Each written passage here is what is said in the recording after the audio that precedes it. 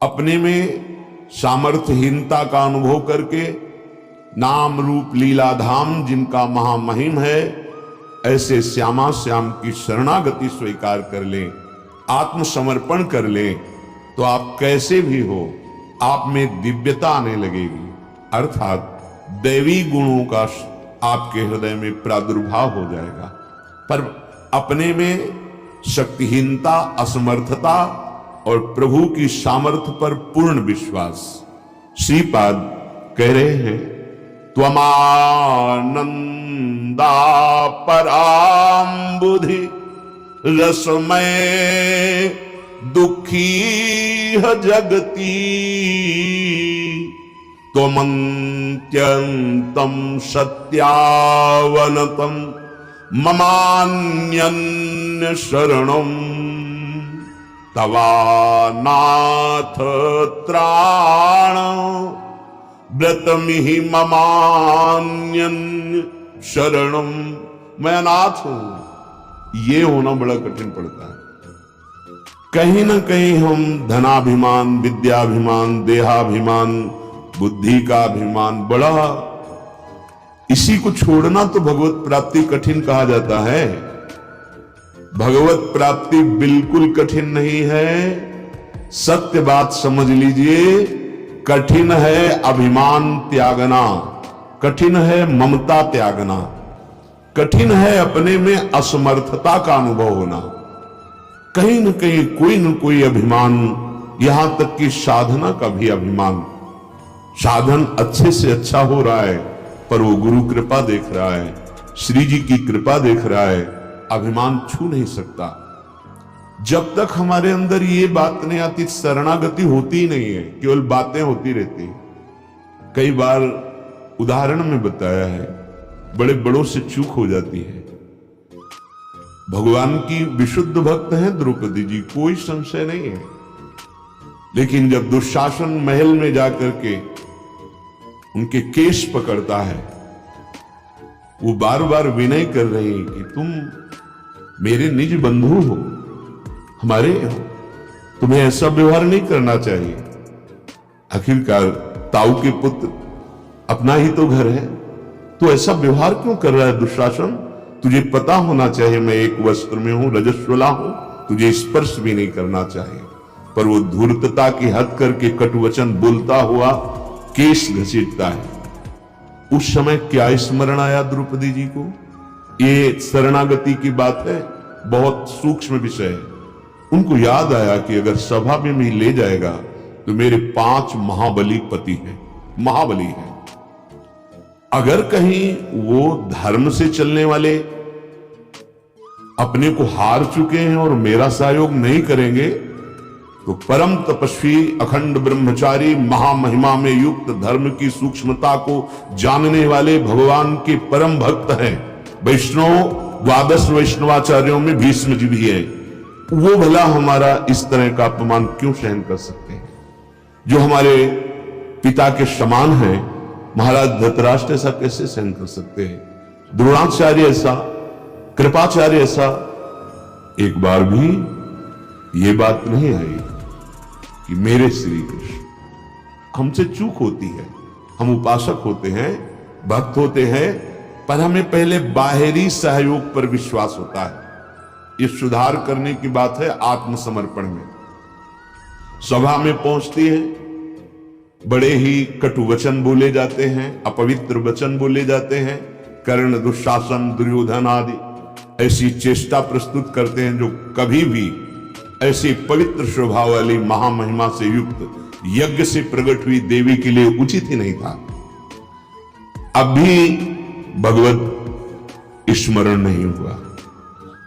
पतियों की तरफ देखा, ग्रीवा झुकाए हुए हैं। भीष्म पितामह के बीच में पूछ रही है, क्या यह धर्म है? किसी की भी उत्तर देने की सामर्थ्य नहीं है। भीष्म जी केवल इतना कहते हैं, बेटी, बड़ा धर्म का सूक्ष्म स्वरूप है और धर्म का मूर्तिमान स्वरूप युधिष्ठिर वो जानता है।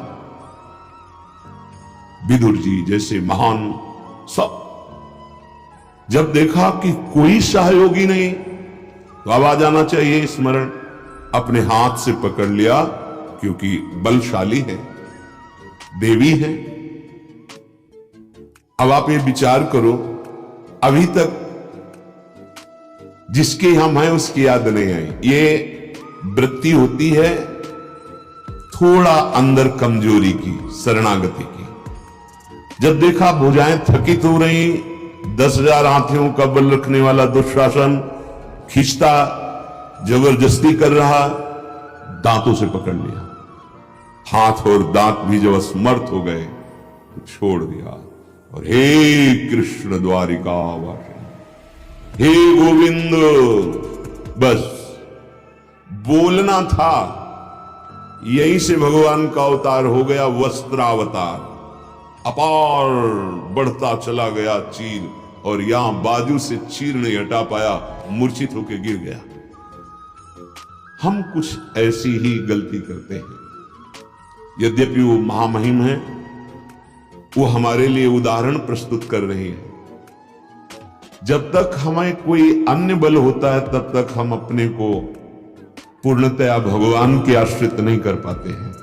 ये हमारी बहुत बड़ी त्रुटि है, और इसी त्रुटि से हमको अगर कहीं आखिरी हद तक अन्य आश्रय लिया, अगर प्रारंभ में भी उसी समय, तो कुछ और ही चमत्कार हो जाता है।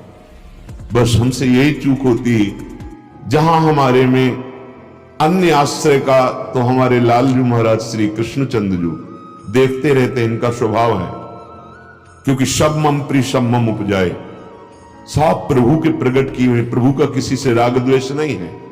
आप जैसी भावना करते हो वैसे ही प्रभु आपके साथ लीला करते हैं। श्रीपाद कह रहे हैं, तवानाथ त्राणो व्रतमि ममान्यन्य शरणम।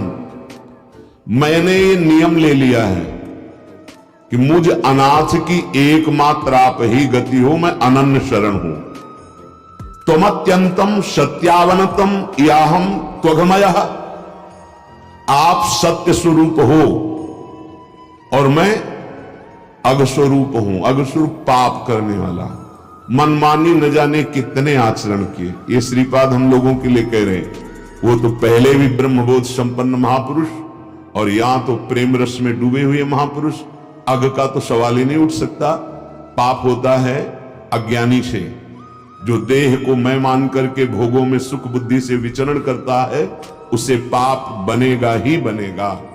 सुसुख बुद्धि ये आसुरी बुद्धि को प्रबल कर देती है और उससे पापाचरण बन जाता है। ऐसे महापुरुषों में कहीं गुंजाइश ही नहीं है। पर ये महान पुरुष अपने को संबोधन करते हुए हम सबको सावधान करते हैं। तुम आनंदा पराम्बुधि, मैं आनंद की खोज कर रहा हूं। अपने जितने लोग हैं सब आनंद चाह रहे हैं, पर गलत दिशा में और गलत जगह में। भगवान ने इस संसार को कहा है दुखालयम, तो आप इसमें सुख कैसे प्राप्त कर सकते हैं? दुख की दुकान में जो भी मिलेगा सब दुख ही है। परिणाम में इतनी सजा के दुख की सामग्री बेची जा रही है माया की दुकान में, कि हम लोग उसे सुख ही सुख मान रहे हैं। जिसे हम सुख समझते हैं वो सुख नहीं, सुख की छाया है। समझ पड़ती नहीं ये मेरे गिरधर की माया है। इसी आकर्षण से नाम जब बचाता है, सत्संग इसी आकर्षण से बचाता है। जो इस आकर्षण से बच गया उसके लिए मोक्ष, प्रेम, भगवत दर्शन कुछ दुर्लभ नहीं। पूरा जीवन हो जाता है इस आकर्षण से हटाने में, और गुरु कृपा से क्षण मात्र में युक्ति प्राप्त हो जाती है और ये हट जाता है। इसीलिए सत्संग के आगे किसी भी साधन को नहीं रखा गया उसके समान। व्रतानि यज्ञ छंदांसि तीर्थानि यमा यमाः, यथा वरुंधेत सत्संगः सर्वसंगोपहो हिमाम। समस्त संगों का त्याग कराने में समर्थ है सत्संग।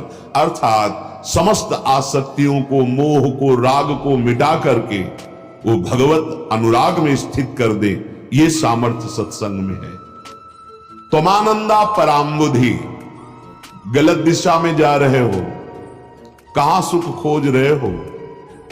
शरीर में है क्या? ये कई बार सत्संग में इसलिए वर्णन करते हैं कि तुम्हारा राग नष्ट हो जाए इस शरीर से। ये शरीर मलमूत्र बनाता है और कुछ इसमें नहीं होता। जो खाओ वो मलमूत्र, जो पी जाते हो चाहे जितना सुंदर पवित्र पेय पदार्थ हो लघुशंका बन जाएगी, चाहे जितना सुंदर भोजन पाओ शौच बन जाएगा। ये शरीर की सार्थकता त्वमानंदा पराम्बुधि। हे प्रियालाल, हे वृंदावन धाम, आप तो आनंद के समुद्र हैं। त्वमानंदा पराम्बुधि, परम समुद्र हैं सुख के, और हम सुख की खोज कर रहे हैं पर गलत दिशा में। किसी को आज तक शरीर में सुख मिला? किसी को आज तक किसी भी भोग में कि सुख मिलने का तात्पर्य होता है कि उसके बाद फिर कोई इच्छा न रह जाए, हे नाथ अब कुछ नहीं चाहिए, मिल गया जो मैं चाह रहा था वो मिल गया। आज तक किसी का विश्राम स्थल भोग बना कि अगर मुझे ये भोग मिल जाए तो जीवन में कभी कोई कामना नहीं करूंगा? ऐसा हो ही नहीं सकता। इतना धन मिल जाए, ऐसा सुंदर शरीर मिल जाए, ऐसा मकान, इतनी गाड़ी, जो आप सोच रहे हो लाखों के पास वो है, लेकिन वो और कुछ सोच रहे हैं, वो और कामना कर रहे हैं। बिल्कुल सावधान हो जाओ। ये दुखालय को बहुत सुख के रूप में परोसा जा रहा है माया के द्वारा। अगर सत्संग के वाक्यों का मनन करोगे तो तुम्हें भी अनुभव में आने लगेगा। सावधान हो जाओ, दिशा उल्टी है। तुम्हें कभी प्रकृतिजन्य सुखों से तृप्ति नहीं मिल सकती, क्योंकि तुम परमात्मा के अंश हो और तुम्हें परमात्मा सुख की ही खोज है। तुम जान नहीं पा रहे हो। नहीं तो हमारा मन जब कहता है कि इस शरीर को अगर मुझे दे दिया जाए तो मैं सुखी हो जाऊं, अगर वो मिल जाए तो आप दूसरे शरीर को चाहने लगेंगे, तीसरे शरीर को चाहने लगेंगे, तीसरी वस्तु को, चौथी वस्तु। ये पूरा जीवन हो गया करते हुए, अनेक जन्म हो गए यही करते हुए। इसमें सुख, इसमें सुख, इसमें सुख नहीं मिला।